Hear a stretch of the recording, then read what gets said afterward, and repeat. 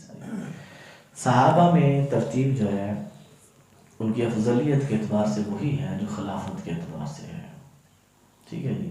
ابو بکر صدیق رضی اللہ تعالیٰ عنہ امتیوں میں آپ پورے روئے انسانیت میں سب سے زیادہ افضل ہے، یعنی آپ کے جیسا کوئی امت ہی نہیں ہے، نبیوں میں نبی نہیں ہمارے نبی صلی اللہ علیہ وسلم جیسا، اور امتیوں میں صدیق اکبر جیسا کوئی امت ہی نہیں، بلکہ یہاں تک بات لکھی گئی ہے کہ جتنے صدیقین ہوئے ہیں بعد الانبیاء ان کے بھی آپ امام ہیں، ان سے بھی سب سے افضل ہیں،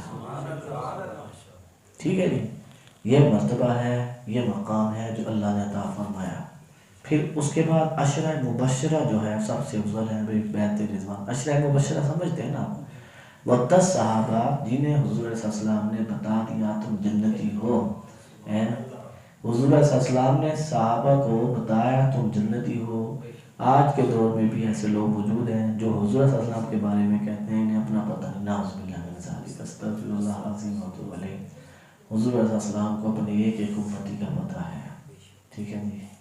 اور عشرہ مبشرہ کو بالخصوص بالعموم سارے صحابہ کرام کو جنت کی بشارت ہے، یہ افضل ہے۔ خلفائے راشدین کے بعد پھر بیعت رضوان والے، بیعت رضوان آپ جانتے ہیں جو لی گئی تھی درخت کے نیچے بیٹھ کر کے، پورا قرآن شریف میں واقعہ بیان ہوا ہے، سیدنا عثمان غنی کا قصاص لینے کے لیے لی گئی تھی۔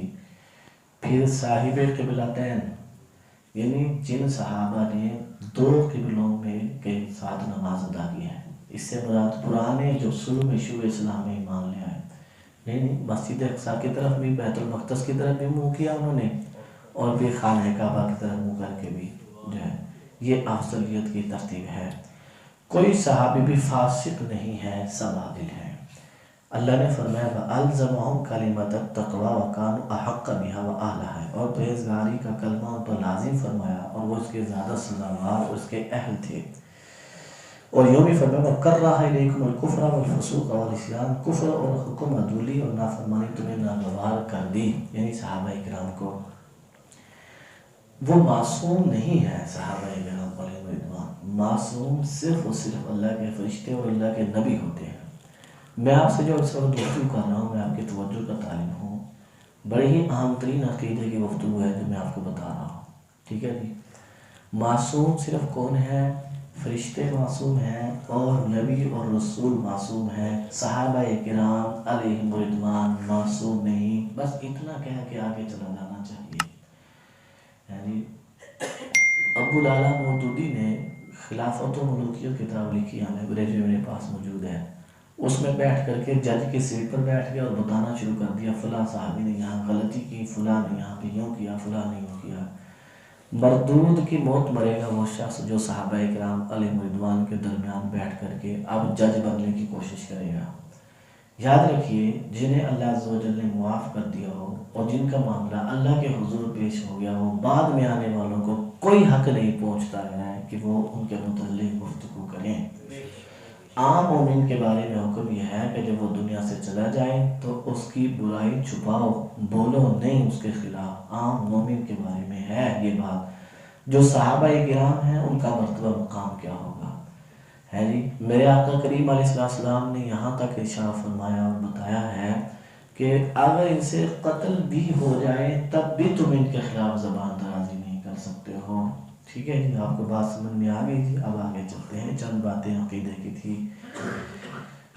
یہ متفق علیہ حدیث ہے اور بخاری اور مسلم شریف میں موجود ہے۔ متفق علیہ کا مطلب ہوتا ہے کہ بخاری میں بھی موجود ہو اور مسلم شریف میں بھی حدیث موجود ہو، اسے متفق علیہ کہتے ہیں۔ حضرت سید خدری رضی اللہ تعالیٰ عنہ اس کے راوی ہیں، کہتے ہیں نبی کریم صلی اللہ علیہ وسلم نے فرمایا لا تسبوا اصحابی فلو ان احدکم انفق مثل احد ذهبا ما بلغ مد احدهم بلا نصیفہ، متفق علیہ۔ آقا نے فرمایا ہے میرے صحابہ کو برا نہ کہو، ہے جی۔ آقا جانتے تھے، یوں لگتا ہے جب یہ ارشاد فرما رہے تھے تو جانتے تھے اس بات کو کہ ایک زمانہ آئے گا، بدبخت قوم پیدا ہوگی جو صحابہ کرام کے خلاف زبان درازیاں کرے گی۔ لاہور میں صحابہ کرام کے خلاف جو ہے کانفرنس کر کے جو ہے بدبختوں نے گستاخیاں کی کھلی کھلی. یہ ابھی گزشتہ ہفتے کی گفتگو بتا رہا ہوں آپ کو. کراچی میں یہ دلخراش واقعہ ہوا ہے. پورا ایک جو ہے پلاننگ کے تحت پورے انہوں نے کر کے آئے دن جو ہے صحابہ کرام علیہ رضوان کے خلاف بولتے ہیں اور خود کو جہنم کا ایندھن بناتے ہیں. جی وہ مصباحی صاحب اگلے دن ان کا ایک کلپ سنا. وہ کہہ رہے تھے کہ تم جو ہے صحابہ کرام کے خلاف جو ہے بڑے سخت لفظ بول رہے تھے. ٹھیک بول رہے تھے. کہتے ہیں بھونکنا چھوڑ دو. کہتے ہیں تمہارا جو بھونکنا ہے وہ وہاں تک نہیں پہنچ سکتا. وہ اتنے اعلیٰ مقام پہ پہنچ چکے ہیں. وہاں تمہارے بھونکنے کی آوازیں نہیں جا سکتی ہیں. تم جو مرضی کرتے ہو. اپنے اوپر آسمان پر تھوکنے سے آسمان پہ تھوڑی تھوک جاتا ہے, اپنے منہ پر ہی آتا ہے نا. ہے جی. تو یہ اپنے آپ کو جہنم کا ایندھن کر رہے ہیں. آقا نے فرمایا لا تسبوا صحابی, صحابہ کو برا بھلا نہ کہو. ہے جی. پھر فرمایا فلو ان احدکم, میرے صحابہ اکرام کی شان یہ ہے کہ کوئی سوا سیر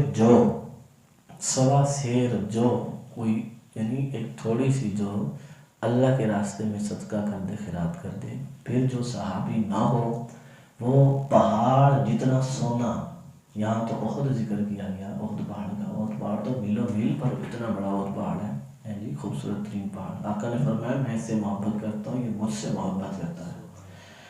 اتنا سونا بھی کوئی صدقہ کر دے تب بھی اس سوا سیر جو میرا صحابی دیتا ہے اس جتنا ثواب نہیں مل سکتا. قرب تو اگلی منزل تھی نا, میں نے آپ کو بتا دی ہے جی. اجر میں بھی نہیں.